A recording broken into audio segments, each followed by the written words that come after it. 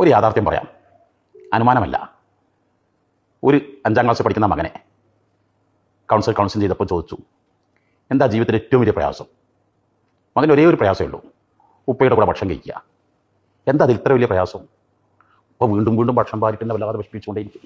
അത് പറഞ്ഞ പിതാവ് ഒന്നുകൂടി പറഞ്ഞു, അദ്ദേഹം കല്യാണം കഴിച്ച് നാളുകൾ കഴിഞ്ഞ് അളിയൻ വന്ന്, അളിയൻ നന്നായി സൽക്കരിക്കണമല്ലോ, അത് സാമാന്യ മര്യാദല്ലേ, നല്ല ഭക്ഷണമൊക്കെ ഉണ്ടാക്കി വീണ്ടും വീണ്ടും അളിയന് കൊടുത്തു. അളിയനാവട്ടെ കഴിഞ്ഞ് വീട്ടിലെത്തി വീട്ടുകാരോട് പറഞ്ഞു, അളിയാ കണ്ടു വരട്ടെ, ഞാനൊരു കാടം പഠിപ്പിക്കും, ഞാൻ കാണിച്ചു കൊടുക്കും. വീട്ടുകാരാകെ ടെൻഷനിലായി, ഇനി എന്തായിരിക്കും. അങ്ങനെ ഈ അളിയൻ തൻ്റെ ഭാര്യ വീട്ടിലേക്ക് ചെന്നപ്പോൾ അളിയനെ 2 കൈ പിടിച്ച് കാത്തിരിക്കുകയാണ്, എന്തെങ്കിലും ചെയ്യുമോ. പക്ഷേ അറിയാതെ കൈ കോതറി ചാടി വന്ന് ഭക്ഷണം മുഴുവൻ പ്ലേറ്റിലേക്ക് ഇട്ട്. അപ്പോൾ സത്യത്തിൽ ഇത് നടന്ന സംഭവമാണ് രണ്ടും. കുടുംബവും നാടും പറയുന്നില്ലെന്ന് മാത്രം.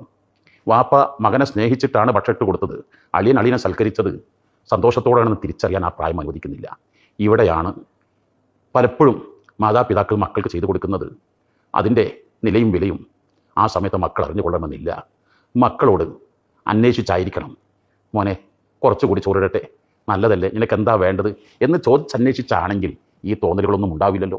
പലപ്പോഴും വാപ്പമാർ മക്കളെ സ്നേഹിച്ച സ്നേഹങ്ങളൊക്കെ മക്കൾ തിരിച്ചറിയുക വാപ്പമാർക്ക് ശേഷമായിരിക്കും.